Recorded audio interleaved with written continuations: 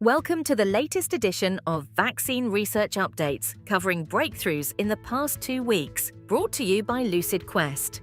Elicio Therapeutics announced new results from its Phase 2 Amplify-7P trial for the pancreatic cancer vaccine ELI-0027P. This investigational vaccine targets 7 KRAS mutations. Data show that 89 of 90 evaluable patients, about 99%, mounted KRAS-specific T-cell responses. These results are consistent with earlier Phase 1 findings. A disease-free survival readout is expected in the fourth quarter of 2025. These data may influence prescriber choice and payer reviews once full results are available.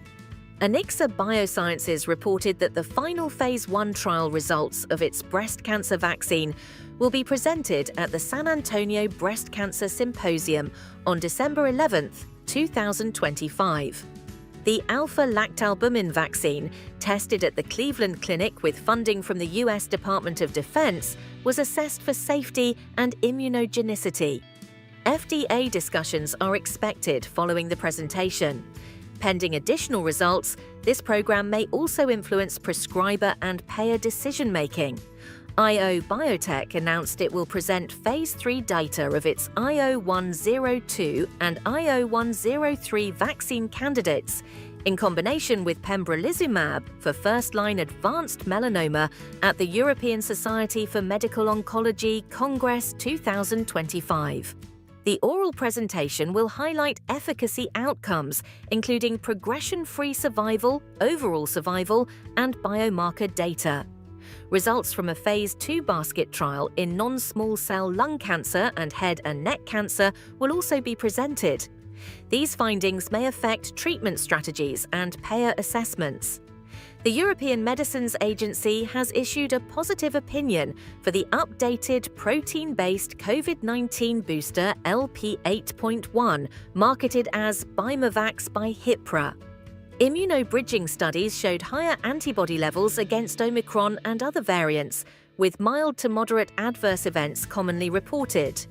Eligibility for this booster has been expanded from individuals 16 years and older to those 12 years and above. This decision introduces new competition in the vaccine market and may influence pricing and formulary access. Virometix announced that it has fully enrolled its Phase 1 trial of the synthetic pneumococcal vaccine candidate V212. Conducted in collaboration with the Centre for Vaccinology at Ghent University, the study enrolled 60 subjects. Top-line safety and immunogenicity data are expected in the first quarter of 2026. These results could shape future prescriber and payer evaluations. Evaxion Biotech is preparing to present 2-year data from its Phase 2 trial of EVX-01, an AI-driven patient-specific cancer vaccine, at ESMO 2025. All patients have completed treatment, and efficacy data including durability and progression-free survival will be shared. A trial extension to 3 years is ongoing. These findings may provide insights into long-term benefits and payer evaluations.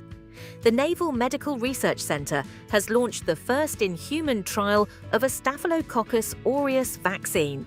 This double-blind, placebo-controlled Phase 1 trial enrolled 129 participants with 2 doses given 1 month apart and a 7-month safety follow-up period. The goal is to reduce staph infections in service members. The trial's design and confounding controls will determine interpretation of outcomes and potential clinical impact. The U.S. National Institute of Allergy and Infectious Diseases has awarded up to $40 million in funding to Apelli Therapeutics and Vitalex Biosciences to advance development of VX501, a fungal vaccine targeting invasive candida infections. This dual antigen design aims for broad protection, and a Phase 1 study is planned following an investigational new drug submission. With no fungal vaccines currently approved, this investment signals important expansion of the infectious disease vaccine pipeline. Stay ahead in vaccine research. Like, share, and subscribe for our updates. Visit lqventures.com or email us at info@lqventures.com for expert healthcare consulting.